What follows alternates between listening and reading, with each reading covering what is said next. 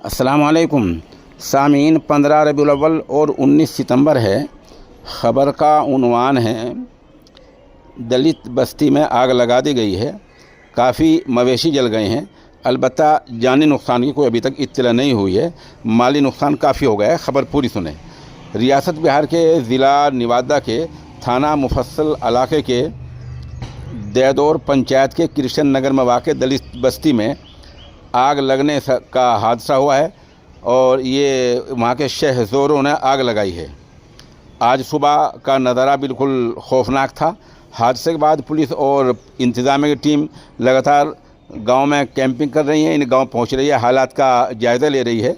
और इसमें बताया जा रहा है कि 2 दर्जन से ज़्यादा मवेशी उसमें झुलस गए हैं और लोगों के रहने और खाने का सारा सामान जल चुका है। इस हादसे के बाद देर रात से ही इलाके में लगातार छापेमार कार्रवाई की जा रही है। इस मामले में अभी तक 11 लोगों की गिरफ्तारी हुई है। इत्तला के मुताबिक पुलिस ने एक खोखे को भी बरामद किया, एक खोखा भी बरामद किया है। पूरे इलाके में इंतजामिया की टीम मुतासरीन को राहत और मदद पहुंचा रही है।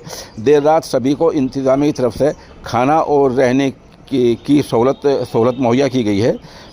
और बताया जाता है जो शहज़ोर हैं वो पड़ोस से गांव के रहने वाले हैं। दलित बस्ती से ही शहज़ोर लोगों ने इस हादसे को अंजाम दिया है, जो पड़ोस के ही गांव के रहने वाले हैं।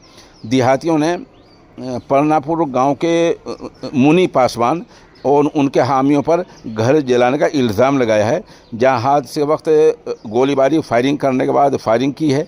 और ये पूरा मामला बताया जा रहा है कि ज़मीन के झगड़े को लेकर है।